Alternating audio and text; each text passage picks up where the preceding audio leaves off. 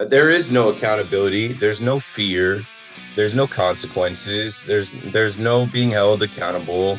Because you see these things over and over again. You saw Dominguez in the Boston series not know how many outs there were. He was fine. They didn't pull him out of the game. Austin Wells completely just forgetting how many outs there were, walking off the base path while the game was still in play. It's time for Sportsnaut's MLB podcast. Big League Buzz, news and interviews from around the majors. Here's your host, Scott Gulbransen. What the hell is wrong with the New York Yankees? Well, to talk us through what is happening in the Bronx, we welcome in Keith McPherson from WFAN Radio in New York City. You can catch him every weeknight, and make sure you check out his website, McPhersonBrand.com, and McPherson Brand on YouTube. Also, especially for you Yankee fans, Mets fans, New York fans, follow him on X at Keith_McPherson. All right, Keith. Well, listen, welcome to Big League Buzz. Let's dive into this mess. Just last night, you had some gems on your radio show that had me rolling, and actually my wife agreeing, as she's a Yankees fan, calling this era of the team the Participation Trophy Yankees and the laissez-faire clubhouse. And as this team was bluntly, as you called it, soft. And the Yankees have collapsed historically. And again, last night against the Rangers, they drop a game after being swept by the Marlins for the first time in team history. Walk us through what is going on. What are the underlying issues in this tailspin? And we look back, they had a 7-game AL East lead in late May. What's going on, my man? Yeah, they can't get right. Not for a long period of time. They had a little stretch where they swept the Mariners, and then they won that first game against the Cubs, and then they eventually lost the series. They won the trade deadline, and we were celebrating that because Brian Cashman made the moves to shore up this roster where it seemed like, okay, there's no holes anymore. Aaron Boone, you guys got to, go win some games now and right the ship. They haven't won a game since the deadline. Yesterday they signed Kenta Maeda, and I don't think anybody was pumped up about that. It was kind of one of those things like, oh, all right, maybe he ends up around here. Maybe he doesn't. A depth piece. And then they go into that game. It's Max Fried on the mound, and I think we still have good feelings about Max Fried when he starts games. But they also put together a lineup of, the new pieces. Ahmed Rosario in there. Austin Slater batting fifth after Ahmed Rosario is batting second. Jose Caballero in there. Jose Caballero goes to third base and right field before we ever see him play shortstop, right? We all kind of thought that he was traded here as somebody to push Volpe, maybe. No, I think it was just a left-handed pitcher on the mound and Patrick Corbin. And the Yankees are so analytically driven. They're like, let's put our guys in that we got to mash lefties, give some other guys a break. And they got to Patrick Corbin early, but it still wasn't good enough. They should have been up 5-0, 6-0, had Corbin on the ropes. They should have, absolutely destroyed him. But, good to see Paul Goldschmidt break out of it. Max Fried struggled. I don't know. I just think they're in a bad one right now. I think it's just bad energy, bad vibes around the team. They can't shake it.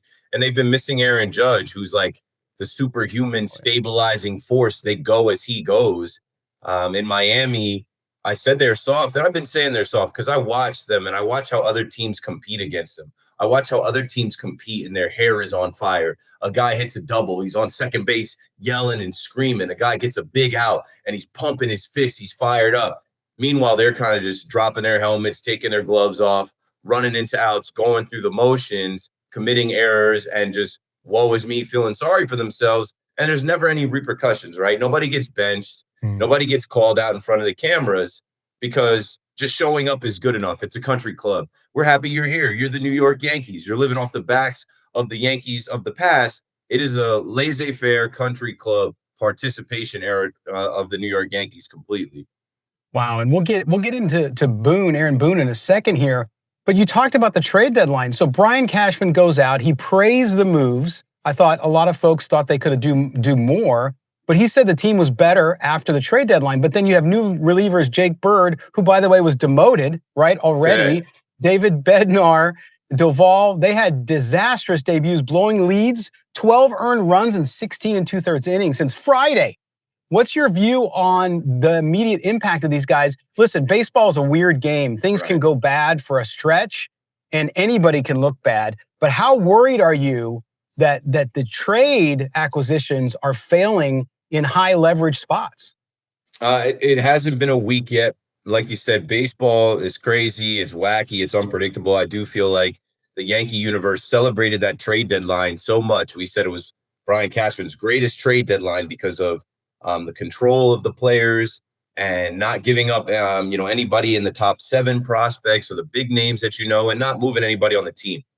What I'll say is I think that these guys just got initiated into this era of Yankees baseball. I think that these guys walked into a buzzsaw. Yeah, everybody dreams of being a Yankee. Jake Bird can't wait to shave his beard, even though he doesn't have to. And now he's with the Rail Riders. At least Doval and Bednar look good in their second outing. But the problem is Devin Williams is your closer. So you didn't use him in Miami when you needed him. You use him last night, and he gives up a homer to Jock Peterson, who's having the worst year of his career. Like, they can't get right. Anything that they do will go wrong. What can go wrong will. Aaron Boone, he tries to impact the game. Oh, yeah, we're going to intentionally walk this guy to face the next guy. That bites him in the butt. Austin Wells has been bad. Volpe is streaky where he had a couple home runs and then he goes 0 for last night. At least he's not throwing the ball in the dirt. But they have so many problems. They have so many issues. I just don't see how they figure these all out in time to win the division. I do think that they make the postseason as a wild card. And I said last night on my show, I'm not getting off the ride until I see what Aaron Judge is the rest of the way, because Aaron Judge can carry a team. Aaron Judge can literally put the team on his back and boost morale.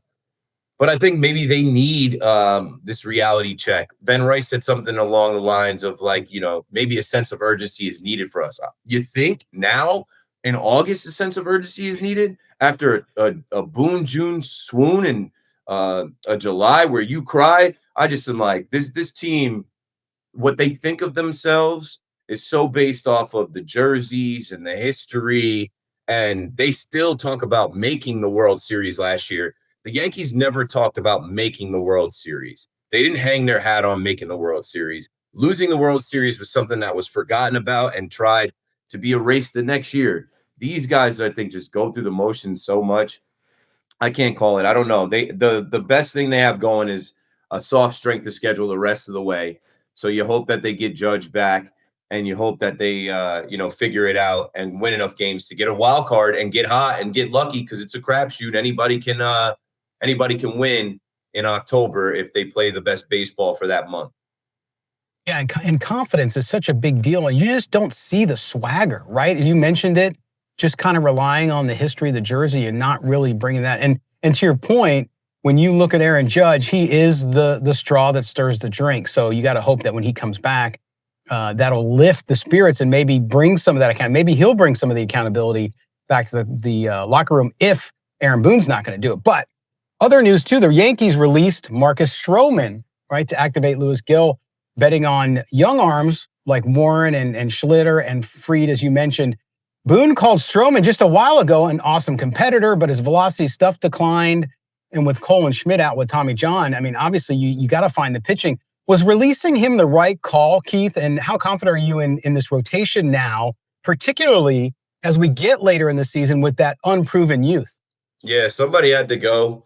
And I think there was conversation about sending down Cam Schlittler or sending down Will Warren. Nah, Will Warren has earned it this year. He's had his, he's had his bad outings. He's had his challenges. But for the most part, for a rookie, he has competed. He has helped us. There's some games early in the year that they should have won with him on the mound that they found a way to screw up. So I'm glad he gets to continue.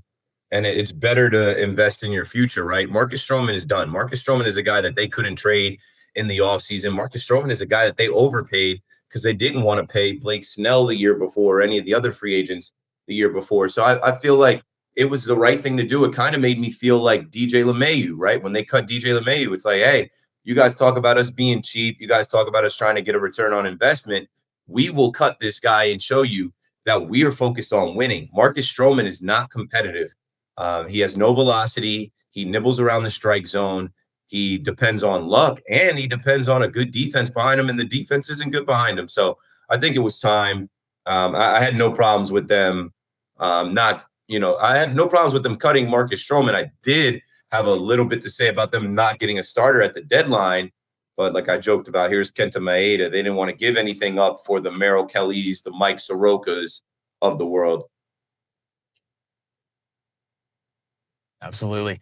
And, we talk about Aaron Boone. We got to go there, right? And you saw Derek Jeter, Alex Rodriguez criticize the Yankees just recently in the last few days, talking about them having way too many mistakes and a lack of accountability, as you've mentioned as well.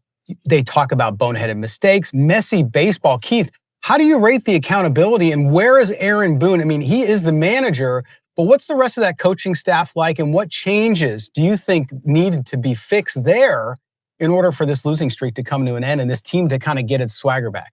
There is no accountability. There's no fear. There's no consequences. There's no being held accountable, because you see these things over and over again. You saw Dominguez in the Boston series not know how many outs there were. He was fine. They didn't pull him out of the game. Austin Wells completely just forgetting how many outs there were, walking off the base path while the game was still in play. And then Jazz, I think Jazz was the one where I just really this weekend was like, there was no play to be made. You're not being aggressive there. You're being stupid. You get doubled up on first with a pop out to the second baseman. Even if he dropped the ball with this theory of, I thought he was going to drop the ball, you weren't getting to second base. He could drop that ball, take a seat, throw the ball behind his back and get it to second base before you got there. So the explanation to me was ridiculous. And obviously he doesn't get benched. And I talked about last night, remember the unwritten rules of baseball? We used to talk about the unwritten rules of baseball so much. In this participation trophy era of not just the Yankees, but baseball, coddling players and protecting players and letting the kids play and letting the kids do what they want, the unwritten rules of baseball have kind of disappeared. The manager is supposed to sit you down on the bench and say, yo, you're out of the game. You're costing us. I need to set an example for this entire team to wake up. And they didn't do that. And then in the media to double down on it and say, yeah, if the situation happened again, I do the same thing. That's insane to me. If the situation happened again, I would hope that you learned. I would hope that you don't do the same thing again. So it just shows me that I call Aaron Boone cool dad.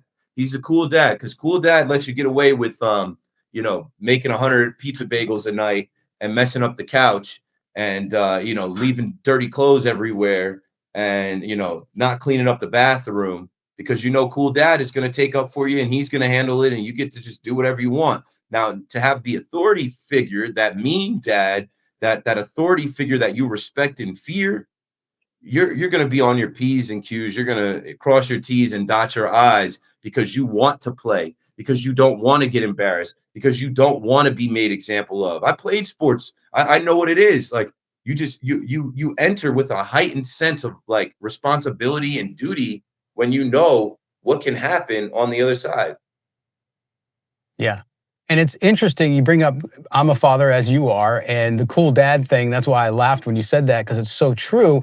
And this era of baseball where you have to, yes, you are managing players of that generation, and they're different than the guys in the 70s and the 80s and the 90s, right? We understand that. But at the same time, being cool dad's not going to work. You look at an example like Terry Francona in Cincinnati. Cincinnati's got nowhere near the lineup the Yankees do. Right. But he finds the mix. The young players like him, even though he's an old, crusty guy. But he brings the hammer when he has to, but he also does it in a way that keeps up with kind of the modern player. And so you got to figure that's what the Yankees need. Now, when is Boone in trouble? If they don't make the playoffs, but is this a season where he's got to put it together and they got to go win this thing overall, win that World Series, or he's in trouble? We've thought that in the past. But what's the future of Aaron Boone if this season gets away from them? I have a two-part response to what you said and the question. First, sure. Aaron Boone got outmanaged by Bruce Bochy. Bruce Bochy is a World Series champion. And that old school approach works. Pat Murphy, he's got the best team in baseball. He's manager of the year from last year. And he called out Joey Ortiz and people were like, oh, wow. He actually benched him and told the media when they asked why he wasn't playing that, we want more from him. We expect better from him. We've given him a lot. But guys like Bruce Bochy and Pat Murphy at their age, they're both over 65. They don't care. They've seen it all. They're not like Aaron Boone, to answer your question, is safe. He signed a 2-year extension. I think they have full intentions of him finishing that out. But like he is doing the bidding of Brian Cashman in the front office. He is not an old school manager. Where did he manage before the New York Yankees? Nowhere. He is not an old school manager in the regard of like, I know what's right and wrong. I'm going to do what's right and wrong and like deal with it, in the meetings. Like he is strictly doing the bidding of Brian Cashman and the Yankees because this is what they wanted. Someone called my show last night. Like, what do you think about Joe Girardi coming back when they fired Boone? And I laughed the call off. It sounded like a joke to me. Joe Girardi works for the Yes Network. He's in the Yes Network booth. Joe Girardi works for the Marquee Network. He'll go call some Cubs games. He's an announcer. They moved on from him after going to Game 7 of the ALCS because they didn't like his style. Now, fast forward 8 years, he'd be even more of an old school, gristled manager. It's not really a thing. Aaron Boone is who they want to manage this team. He protects the players to the world's end, and it's not going to change because they're fine with that. They chalk so much up to analytics and baseball and numbers, and you can't but there are some things that absolutely need to change. I think the messaging isn't there. I think you need somebody to shake that room, but I guarantee you they won't do it. Aaron Boone right now is in a playoff spot. Aaron Boone right now is coming off a World Series appearance, one that he definitely played a part in them losing, but an appearance got him an extension. So all these people calling for Aaron Boone, it's obvious because when there's this much talent on a team and they're not performing, what's the issue? It's the guy that's like giving the marching orders, leading the troops. When there is this much talent on a team for years and they're not able to get it done, what's the common denominator? It's Aaron Boone. But Brian Cashman is not going to fire Aaron Boone, and Hal Steinbrenner is not going to fire Brian Cashman. So we'll continue on as is. Wow, that doesn't sound great for Yankee fans, Keith. But hey, with all the talent, like you said, we'll see if they can overcome it. And I would imagine in the next week or two, we got to see that start to flip around. Don't you agree? I would imagine so. I think getting home for Old Timers Day, I talked about this last night. What will that do? What will Old Timers Day do? Seeing the highlights on the big screen of the 2000 World Series, seeing some of the former players, seeing, these old school Yankees come through with their rings and talk about, you think they're not going to mention it? Like if A-Rod and Jeter, like you said, are on national television talking, when we were there, you would have, you think that's not going to be talked about, what the standard is? You think these guys aren't going to be reminded that, like, these guys paved the way for you to go to Texas and have all those fans in Texas, for you to go to Miami and have all those fans in Miami? Those fans aren't showing up to see Devin Williams close the game. Those fans are showing up because they watched Mariano Rivera close games. So I hope that getting home and facing the Astros, who fans hate, and then later this month facing the Boston Red Sox, who have owned them, I hope that wakes them up. I hope Old Timers Day does something for these players to understand you're a New York Yankee, and there's a standard of excellence here that you guys are not meeting. You need to wake it up. Well said. Great way to end it there. Keith McPherson from WFAN Radio in New York City. You can catch him on weeknights. Don't forget to follow him on X at Keith_McPherson. Keith, we'll catch up with you as we get closer to the playoff hunt and later in the season. Thanks for being with us here on Big League Buzz. Of course. Thanks for having me. Have a good one. Let's go Yanks. Don't lose the series tonight. There you go. We'll see. We'll keep an eye on the Yankees, and so will you. Thanks for joining us for Big League Buzz. For everyone here at Sportsnet, I'm Scott Gulbransen. We'll see you next time.